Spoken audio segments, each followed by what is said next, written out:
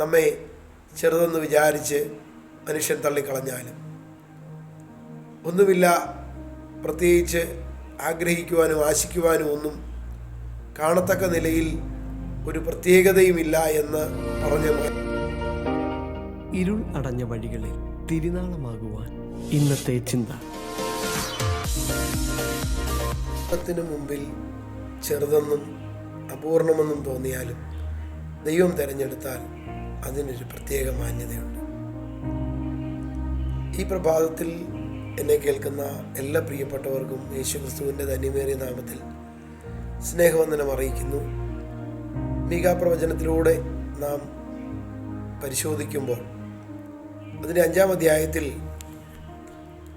2-ാം വാക്യപ്രകാരം പറയുന്നു, നീയോ ബേത്ലഹേം എഫ്രാത്തേ, യഹൂദ സഹസ്രങ്ങളിൽ ചെറുതായിരുന്നാലും ഇസ്രായേലിന് അധിപതിയായിരിക്കേണ്ടവൻ എനിക്ക് നിന്നിൽ നിന്ന് ഉത്ഭവിച്ചു വരും.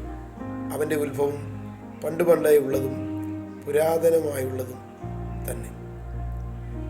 ഈ ഭാഗത്ത് നമുക്ക് പ്രത്യേകമായി കാണാൻ കഴിയുന്നത് നമ്മുടെ വാഴ്ത്തപ്പെട്ട കർത്താവിൻ്റെ ജനനം സംബന്ധിച്ചും ജനിച്ച സ്ഥലം സംബന്ധിച്ചും വ്യക്തമായ ഒരു പ്രവചനം നൽകിയിരിക്കുന്ന ഒരു വേദഭാഗമാണ് മീകാ പ്രവചനം 5-ാം അധ്യായം. ഇതിൽ യഹൂദ സഹസ്രങ്ങളിൽ ചെറിയ പട്ടണം, ചെറിയ പ്രദേശം എന്ന് വിശേഷിപ്പിക്കുന്ന, അങ്ങനെ കണക്കാക്കുന്ന ബേത്ലഹേമാണ് യേശുവിൻ്റെ ജനനത്തിനായിട്ട് തിരഞ്ഞെടുത്തത്.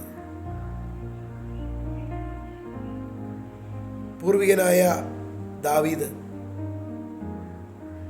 ഭരിച്ചിരുന്ന, അല്ലെങ്കിൽ ദാവീദ് വാണിരുന്ന, ദാവീദിൻ്റെ പട്ടണം എന്നറിയപ്പെടുന്ന ഈ പ്രദേശം ദാവീദിൻ്റെ ഗോത്രത്തിൽ നിന്നും കുലത്തിൽ നിന്നും ഉത്ഭവിച്ചു വന്ന യേശു കർത്താവ് ജനിക്കുവാനായിട്ട് തിരഞ്ഞെടുത്ത സ്ഥലമാണ്. മീകാ പ്രവചനം ഉടനീളം നാം വായിക്കുമ്പോൾ അതിൽ യഹൂദയിലെയും അതുപോലെ തന്നെ ശമരിയ, അതായത് വടക്കൻ രാജ്യത്തെയും രാജാക്കന്മാരുടെ ഭരണകാലത്ത് യോഥാം, അഹാസ്, ഹിസ്കിയാവ് തുടങ്ങിയ രാജാക്കന്മാരുടെ കാലത്ത് ദൈവത്തിൻ്റെ അരുളപ്പാടുകൾ ദേശത്തോട് വിളിച്ചറിയിച്ചുകൊണ്ടിരുന്ന മീകാ പ്രവാചകൻ യെരുശലേമിന് വരാൻ പോകുന്ന തകർച്ചകളെയും യഹൂദ സഹസ്രങ്ങൾക്കുണ്ടാകാൻ പോകുന്ന പ്രതിസന്ധികളെയൊക്കെ ഓർപ്പിക്കുമ്പോൾ തന്നെ ഇസ്രായേൽ ജനത്തിൻ്റെ രക്ഷകൻ ഏറ്റവും ചെറിയ പട്ടണമായ ബേത്ലഹേം എഫ്രാത്തയിൽ നിന്ന് ഉത്ഭവിച്ചു വരും എന്ന് പ്രഖ്യാപിക്കുന്നു.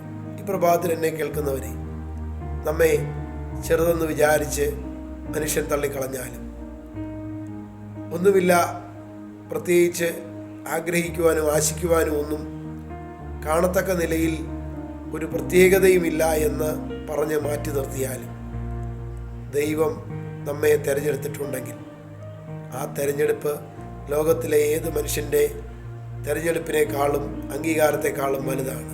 അതുകൊണ്ട് തന്നെ ലോകത്തിൽ മനുഷ്യർക്ക് ഭോഷത്വമായി തോന്നുന്നതിനെ ദൈവം തിരഞ്ഞെടുത്തു. മനുഷ്യർക്ക് ജ്ഞാനമായി തോന്നിയതെല്ലാം ദൈവത്തിൻ്റെ മുമ്പിൽ ഭോഷത്വമായി മാറി. മനുഷ്യന് ഭോഷത്വമായതിനെ ദൈവം തിരഞ്ഞെടുത്തപ്പോൾ, മനുഷ്യൻ്റെ ജ്ഞാനത്തിന് ഉൾക്കൊള്ളാൻ കഴിയാത്തതിനെ ദൈവം തിരഞ്ഞെടുത്തപ്പോൾ, ബേത്ലഹേമിനെയും യേശു കർത്താവിൻ്റെ ജനനത്തിന് വേണ്ടി ദൈവം തിരഞ്ഞെടുത്തു.